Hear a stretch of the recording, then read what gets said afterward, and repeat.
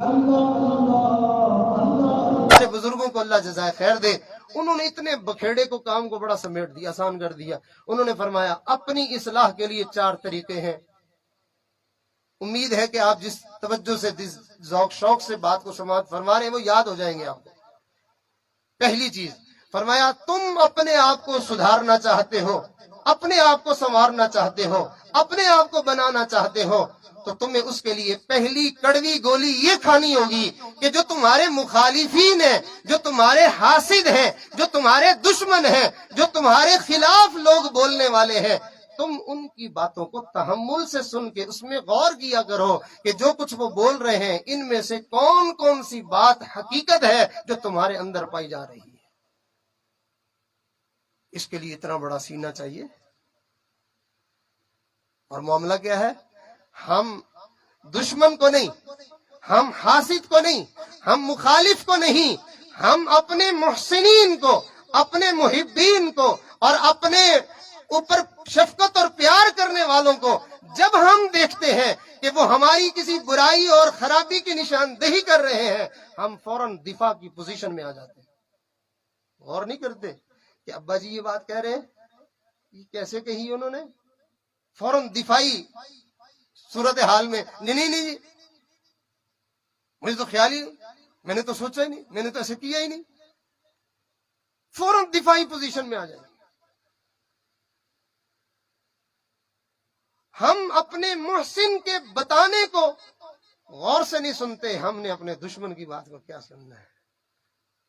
جو سب سے زیادہ مہربان اور شفیق ذات ہوتی ہے ماں کی، وہ ماں اپنے بچے کا عیب اس کے سامنے بیان کرے تو وہ بچہ اس ماں سے بگڑ جاتا ہے، ایسے جیسے کسی دشمن سے مقابلہ ہو رہا ہے۔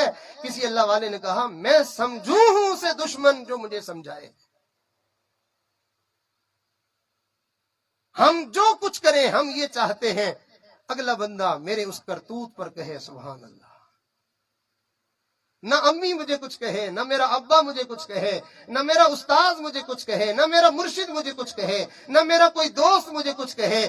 اگر میرا دوست بھی میری کسی عیب اور برائی کی نشاندہی کرے گا، کان سے پکڑ کے کہے گا یہ کیا کر رہے ہو، ہم اپنے دوست کو جو ہے دفع دور کر دیں گے، ہمیشہ کے لیے ہم اس سے بائیکاٹ کر دیں گے۔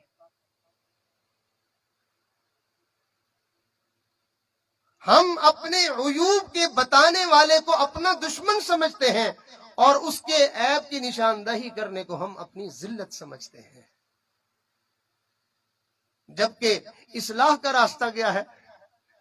اصلاح کا راستہ یہ ہے کہ دشمن، مخالف اور حاسد آپ کے خلاف بات کر رہا ہے تو آپ تحمل سے، آرام سے اس کی بات کو سنیں اور اس پہ غور کریں کہ اس نے کیا کہا ہے، واقعی ایسی بات ہے۔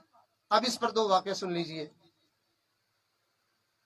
ہمارے بزرگوں میں سے حضرت مولانا رشید احمد گنگوہی رحمت اللہ علیہ آخری عمر میں ضعف اور بڑھاپے کی وجہ سے آنکھوں میں جو ہے وہ موتیا ہو گیا تھا، تو حضرت کو پڑھنا لکھنا مشکل ہو گیا تھا، پڑھ نہیں سکتے تھے، دکھتا نہیں تھا، تو بہت سارے لوگوں کے جو ہے وہ خطوط آتے تھے۔ اور یہ بات ذہن میں رکھیے کہ اللہ تعالیٰ جس بندے کو بلندیاں دیتے ہیں، جسے عظمتیں دیتے ہیں، اس کے دشمن اور مخالف اور حاسد اتنے زیادہ ہوتے ہیں۔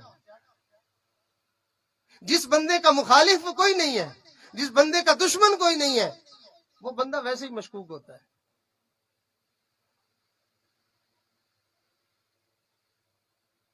باکمال لوگوں کے مقابلے کیے جاتے ہیں، پھسڈی اور گندے گھٹیا لوگوں کا کون مقابلہ کرتا ہے؟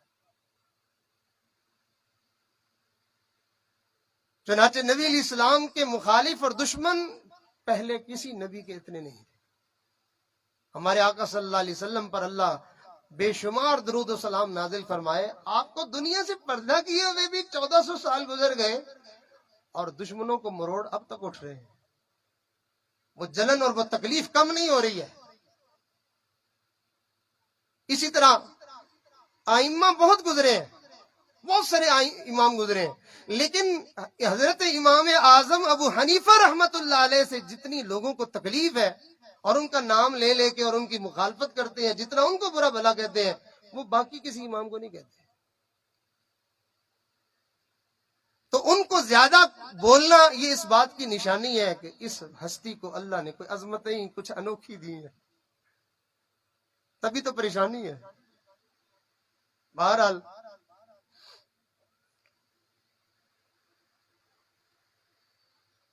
ہمارے بزرگوں میں سے ہمارے پردادا پیر حضرت خواجہ عبد المالک صدیقی رحمت اللہ علیہ کے ایک جو ہے وہ جاننے والے تھے جو حضرت سے ذرا اس کو مسئلہ تھا. تو حضرت کے ایک خلیفہ بھی وہیں ان کے مسجد میں ہی رہتے تھے. تو پتہ تو چلتا رہتا تھا تو یہ میرا پیر بھائی ہی تھا، تو یہ میرا کلاس فیلو ہی، لیکن اس کو جو عظمتیں ملی ہیں، جو چیز ملی ہے، پریشانی ہوتی تھی. تو ایک دن جو حضرت کے خلیفہ تھے انہوں نے ان سے کہا کہ میں حضرت کے پاس ملنے کے لیے جا رہا ہوں. اچھا چلو ٹھیک ہے، میرا بھی سلام کہہ دینا اور اس کو ایک میرا پیغام بھی دے دینا. یہ جو مہربان لوگ ہوتے ہیں نا، ان کو پھر نصیحت کی بڑی فکر پڑی ہوئی ہوتی ہے. ان کو میرا پیغام بھی دے دینا. ان کو کہنا کہ دنیا اور آخرت دو بہنیں ہیں، ایک نکاح میں نہیں آتی، ایک نکاح میں آتی ہے تو دوسری نکاح سے نکل جاتی ہے. یہ میرا پیغام دے دینا. اب اس کو یہ بات تو بڑی بری سی لگی، لیکن خاموش ہو گیا کہ حضرت کے جو ہے وہ ہم اثر لوگوں میں سے ہے، کلاس فیلو ہے، تو میں اب اس کو کیا کہوں، خاموش ہو گیا. خیر سفر کر کے حضرت کے پاس پہنچا، دعا سلام ہوئی. اب سلام دینا تو لازمی تھا، چونکہ مسلمان کا سلام پہنچانا وہ ذمہ ہوتا ہے کہ وہ امانت پہنچائیں. سلام دیا تو اللہ والے بڑے حساس ہوتے ہیں، وہ چہرے کا انداز دیکھ کے پرکھ گئے کہ جیسے کوئی بات ہے، کہہ نہیں رہے. حضرت محمد بھائی جو کچھ ہے بولو. نہیں حضرت کو بس ایسے. حضرت محمد بھائی کچھ نہیں ہوتا، بولو تو صحیح. اب جب جو ہے وہ حضرت نے حکم فرمایا بولو، تو مجبوراً کہنا پڑا کہ حضرت وہ کہہ رہے تھے کہ اپنے پیر صاحب کو میرا سلام دینا اور ان کو کہنا کہ دنیا اور آخرت دو بہنیں ہیں، ایک نکاح میں آتی ہے دوسری نکل جاتی ہے. اشارہ تھا کہ تیرے پاس فراوانی آ رہی ہے، مال پیسہ آ رہا ہے، تیرا نکاح دنیا کے ساتھ ہو رہا ہے، تیرا آخرت سے تعلق ختم ہو رہا ہے. حضرت نے ایک مخالف کا یہ پیغام سنا، سنتے ہی سر جھکا، آنکھوں سے رم جم ٹپ ٹپ رونا شروع کر دیا. اللہ میری آخرت نہیں ہے، اللہ میں آخرت سے محروم ہو جاؤں گا. اتنا روئے کہ حضرت کی ہچکیاں بند گئی. روتے رہے.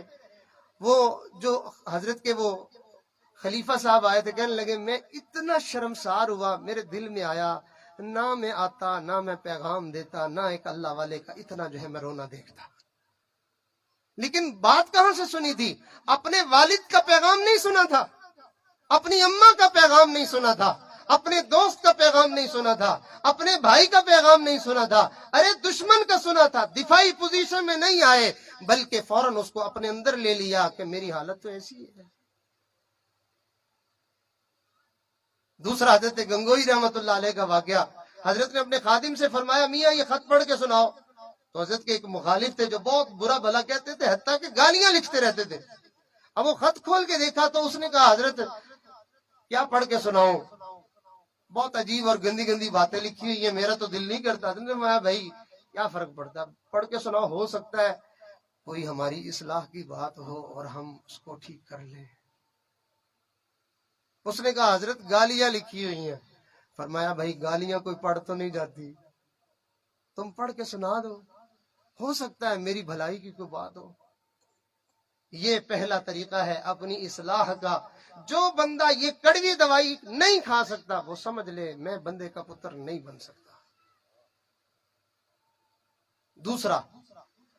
دوسرا طریقہ ہمارے بزرگوں نے فرمایا کہ اس کے بعد پھر ایک اور اگلا قدم ہے. کیا کہ تم ڈھونڈو فلاں آدمی تہجد گزار ہے، فلاں آدمی اللہ کے سامنے رونے دھونے والا ہے، فلاں عالم ہے، فلاں مفتی ہے، فلاں خوف خدا رکھنے والا ہے، فلاں نیک آدمی ہے. ڈھونڈ کے تم نیک لوگوں سے یاری گانٹھ لو. جیسے چوروں کے ساتھ دوستی کر لیتے ہیں اور آوارہ لوگوں کو ڈھونڈ کے تو ان کے ساتھ دوستی کر لیتے ہیں. اپنے مزاج کا جیسے ہم بندہ ڈھونڈ کے یار بنا لیتے ہیں، बुजुर्गों ने फरमाया सुधरना चाहते हो नेकों को तलाश करके उनको अपना यार बनाओ, तुम बिगड़ना भी चाहो तो तुम्हारे कान से पकड़ के वो तुम्हें सीधा कर दे।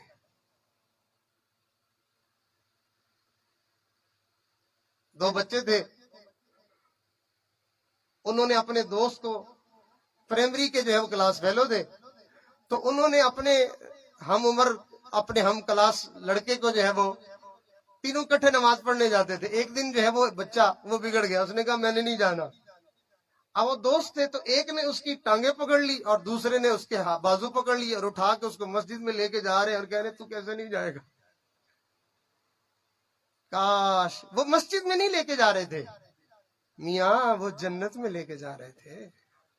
काश कि हमारे भी दोस्त ऐसे हों जो हमारी टांगों से और हमारे बाजुओं से और हमारे सर के जो है वो बालों से पकड़ के घसीट के हमें जहन्नुम की बजाय हमें जन्नत में ले जाए। कहे आमीन। तो ऐसे दोस्त बनाने पड़ते हैं, ऐसे दोस्त बनाने चाहिए बंदे। वो कड़वी कहे, वो कुसीली कहे, वो जैसी कहे, तू मेरा यार है, तुझे मैं कैसे छोड़ सकता हूं।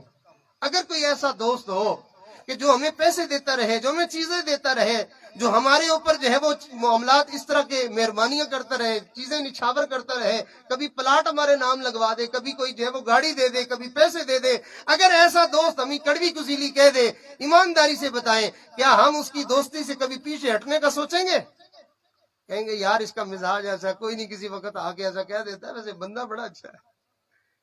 तो भाई जो प्लाट दे, जो गाड़ी दे, जो पैसे दे, जो चीज दे, वो बंदा बड़ा अच्छा है, और जो बंदा आपको जबरदस्ती जन्नत दिलवाए वो बुरा है। बाबा जी इनकी तो आदत ऐसे कहते रहते हैं, हमसे नहीं सुनी जाती। मालूम हुआ कि सुधरना नहीं चाहता। बहरहाल मैं अपनी बात को मुख्तसर कर रहा हूं। तीसरा मामला इस्लाह का, फरमाया अगर तुम पहला कर लो तो बहुत अच्छा, दूसरा कर लो तो और अच्छा, तीसरा मामला यह है कि चलो कम से कम इतना ही कर लो कि रोजाना 15-20 मिनट बैठ जाओ, तन्हाई में अकेले में बैठ जाओ और अपने करतूतों पे जरा गौर करना शुरू कर दो। नबी इस्लाम ने इरशाद फरमाया हासिबू अनफुसकुम क़ब्ल अन तुहासबू, तुम अपना मुहासबा करो इससे पहले कि तुम्हारा हिसाब किताब लिया जाए। कभी सोचा तो करो बैठ के मेरे अंदर क्या क्या खराबियां हैं, कौन कौन सी बुराइयां हैं। हमने तो कभी ये सोचना भी गवारा नहीं किया। मैं अभी मगरिब की नमाज पढ़ी है, मैंने सही पढ़ी है, रुकू ठीक था उसमें। रमजान अभी गुजरा है, मैंने सही गुजारा है। तरावियां पूरी पढ़ी है मैंने कितने पारे तिलावत किए हैं। 2, 4, 10 बंदों से हम मालूम करें, हाँ भाई तू बता तूने कितने पारे पढ़े, तूने ये क्या। तो आपको अपना आप जो है वो कितने पानी में है अंदाजा हो जाएगा। मैं आखिरी दिन दुआ के लिए गया तो मेरे अजीज यहाँ तशरीफ लाए हुए हैं, उन्होंने मुझे बताया एक बाबा जी का नाम लेके दीजिए बैठे हुए, और मुझे कहने लगे, कहते जी ये बाबा जी हैं, रोजाना पूरा कुरान पढ़ते थे, आप यकीन करें मुझे डूब मरने के लिए कोई जगह नहीं मिल रही। देखिए ये इस उम्र में बंदा पूरा कुरान पढ़ रहा है और हमने क्या किया। तो हम कभी अपना मुहासबा तो करें। मैंने आज तहज्जुद पढ़ी है, मैंने आज इशराक पढ़ी है, मैंने फलां अमल किया है, तो हम अपने ऊपर गौर नहीं करते। फलाने के मैंने जो है कारोबार को देखा था, मुझे जलन तो नहीं हुई कहीं। फलां के पास मैंने गाड़ी देखी थी, मुझे परेशानी तो नहीं हुई कोई। खवातीन सोचें कि फलां के मामलात हमारे सामने आए हैं, उसकी इज्जत और उसकी तारीफ मेरे सामने हुई है, मुझे उससे जो है वो दिल में कोई खलबली तो नहीं मची है, कोई तकलीफ तो नहीं उठी है। अगर ऐसा नहीं है तो अल्लाह का शुक्र करें, और अगर है तो फिर अंदर का मामला खराब है। फिर अल्लाह से दुआ मांगे, या अल्लाह मेरी जान छुड़ा, ये किस मुसीबत में हूं मैं। इसलिए कि नबी इस्लाम ने इरशाद फरमाया ये जो जलन है, ये जो हसद है, ये मामूली नहीं है। आपने इरशाद फरमाया हसद जिस बंदे में हो उसकी मकबूल नेकियां रमजान में की हुई और जो है बाकी कबूलियत वाले वक्त में की हुई, अल्लाह के नबी ने इरशाद फरमाया उसकी मकबूल नेकियां ये हसद ऐसे खा जाता है जैसे आग खुश्क लकड़ी को खा के खत्म कर देता है। चौथी बात, अपनी इस्लाह के लिए जो सबसे आसान रास्ता है और जो सबसे खूबसूरत तरीका है और जो सबसे जो है वो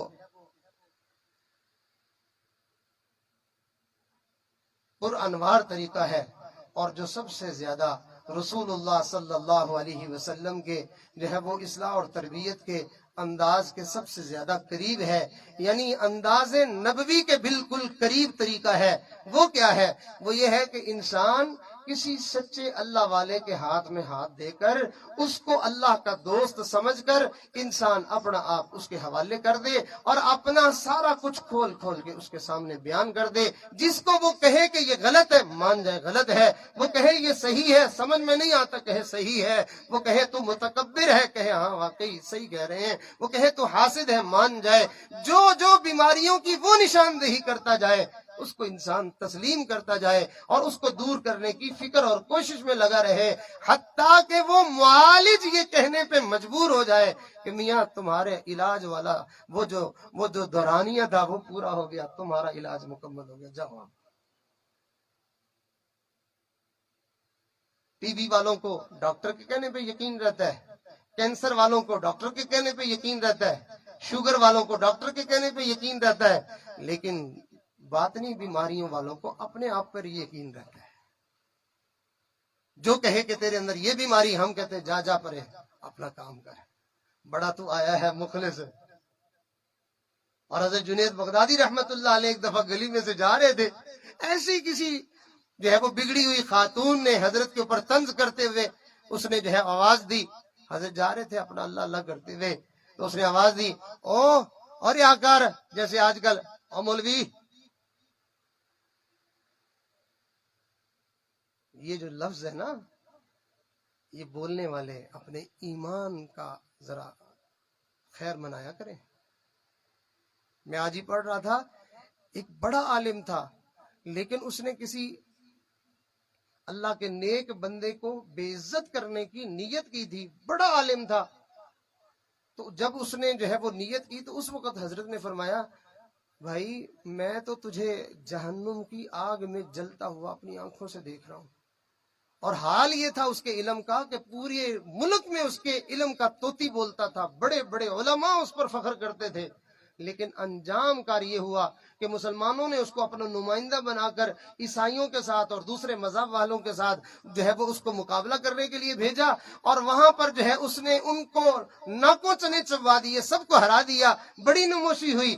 بادشاہ نے جب دیکھا کہ ہماری اتنی سب کی اتنی بےزتی ہوئی، اتنا جو ہے قابل بندہ ہے، بادشاہ نے اس کو اپنی بیٹی کا نکاح دینے کا جھانسا دیا، وہ انتہائی حسین اور خوبصورت تھی۔ یہ نوجوان پھسل گیا، اس نے تیاری کر لی، اس نے بادشاہ نے کہا صرف ایک ہی شرط ہے کہ عیسائی ہو جاؤ، اس نے کہا میں تیار ہوں، لو مرتد ہو گیا۔ تو آج رسول اللہ کی سنت کسی کے چہرے پہ دیکھ کے تو بڑے آرام سے گلی میں اس کو آواز دے کے کہتا ہے اوے مولوی تو نے رسول اللہ کی سنت کا تمسخر اڑایا ہے، تو گناہگار نہیں ہے، تو نے نبی کی سنت کا مذاق اڑایا ہے، تو اس مذاق کی وجہ سے تو کافر ہو گیا ہے۔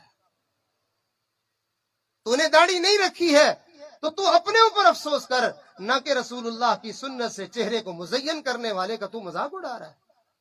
تو نے جہنم میں جانے کا ارادہ کر لیا ہے کیا؟ تو میں یہ بات عرض کر رہا تھا کہ سب سے زیادہ خوبصورت اور آسان طریقہ یہ ہے کہ انسان کسی اللہ والے سے بیعت ہو جائے اور اس کے بتائے ہوئے اوراد و وظائف کو کرنا شروع کر دے، جن چیزوں کو وہ کہے وہ کرتا جائے، جن سے منع کرے ان کو چھوڑتا جائے۔ میاں ایک دن آئے گا آپ کے اندر سے تکبر بھی ختم ہو جائے گا، حسد بھی ختم ہو جائے گا، کینہ بھی ختم ہو جائے گا، ساری گندگیاں ساری برائیاں پاک اور صاف ہو جائیں گی، آپ سچے اور سچے انسان بن جائیں گے۔ آپ کو تو نہیں لگے گا لیکن وہ اللہ والا بتائے گا بھائی صحت یاب ہو چکی ہو۔ اور صحت مند بندہ جو ہے وہ اس کو اپنی جو ہے وہ اور زیادہ فکر ہوتی ہے کہ کہیں مجھے نزلہ نہ ہو جائے، کہیں کھانسی نہ ہو جائے، اور کہیں مجھے یہ نہ ہو جائے، کہیں وہ نہ ہو جائے، اور جو پہلے ہی بیماریوں میں گوندا پڑا ہے اس کو کیا ہے۔ تو جب آپ صحت مند ہو جائیں گے پھر آپ کی حالت یہ ہوگی، آپ بازار میں جائیں گے ڈرتے ڈرتے قدم رکھیں گے، میری نظر کہیں غلط نہ اٹھ جائے، کہیں میرے ایمان میں کوئی خرابی نہ آ جائے، میرے منہ سے کوئی لفظ غلط نہ نکل جائے کہ میرا ایمان خراب ہو جائے۔ تو انسان جب سدھر جاتا ہے، سنور جاتا ہے، تو میاں اس کا ڈر بڑھ جاتا ہے. بلکہ آخری بات کہتے کہ یہ بات جو ہے وہ سمجھاتا چلوں.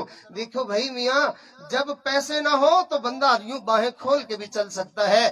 جیبیں پیسے سے بھری ہوئی ہوں تو پھر ہاتھ جیب سے ہٹتا نہیں ہے کہ ادھر مڈی ہے یہ کوئی لے نہ جائے.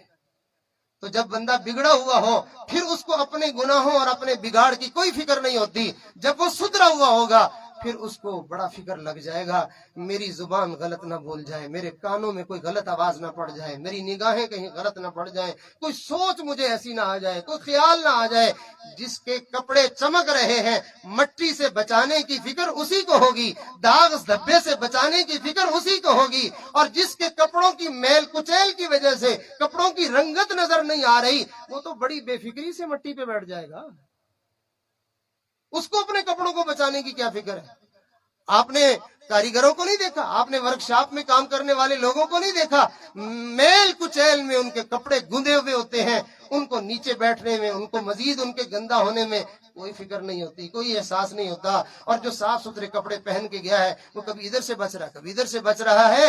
یہ ہے اللہ کا خوف، یہ ہے اللہ کا ڈر، یہ ہے دل کے اجلے بندے کی نشانی، یہ ہے صاف ستھرے بندے کی علامت کہ وہ اپنے آپ کو گناہوں سے بچاتا پھرتا ہے، وہ ڈرتا پھرتا ہے، کرتا نیکیاں ہیں اور رو رو کے معافیاں مانگتا ہے. اللہ رب العزت سے دعا ہے اللہ تعالی ہمیں اپنے سدھرنے کی، اپنے سنورنے کی اللہ فکر عطا فرمائے.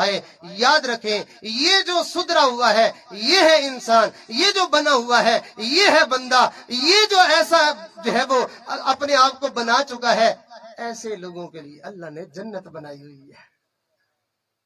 جھوٹوں کے لیے جنت ہے، زانیوں کے لیے جنت ہے، شرابیوں کے لیے جنت ہے، لٹیروں کے لیے جنت ہے، بے ایمانوں کے لیے جنت ہے، دوسروں کا دل توڑنے والوں کے لیے جنت ہے، دوسروں کی ہتک اور بے عزتی کرنے والوں کے لیے جنت ہے، گستاخیاں اور بے ادبیاں کرنے والوں کے لیے جنت ہے، بے نمازیوں کے لیے جنت ہے. واللہ نہیں، اللہ کے پسندیدہ اور نیک بندوں کے لیے جنت ہے. اور اللہ کے نیک اور پسندیدہ بندے ایسے ہوتے ہیں جن کی زندگی گناہوں سے بھی پاک صاف ہوتی ہے لیکن وہ اپنے آپ کو پاک صاف کبھی دیکھتے نہیں ہیں. ان کو لوگ تو کہتے ہیں کہ آپ اللہ والے ہیں لیکن وہ اپنے آپ کو کہتے ہیں میں تو بڑا مجرم اور گناہگار ہوں. اللہ کرے اللہ اپنے دوستوں کی برکت سے، سلسلے کے اولیاء کی برکت سے، اس عظیم جو ہے وہ مجلس اور مبارک محفل کی برکت سے، اور آپ لوگوں کی طلب لے کے آنے کی برکت سے کہ آپ دور قریب سے سفر کر کے تشریف لائے ہیں، اللہ اس طلب کو قبول فرما گے. اللہ یہ کیفیت ہمیں بھی نصیب فرما دے اور اللہ تعالی ہم سب کو فکر آخرت نصیب فرما دے اور اللہ تعالی ہمارے بننے سنورنے سدھرنے کا راستہ اللہ تعالی ہم سب پر آسان فرمائے. وآخر دعوانا ان الحمد للہ رب العالمین.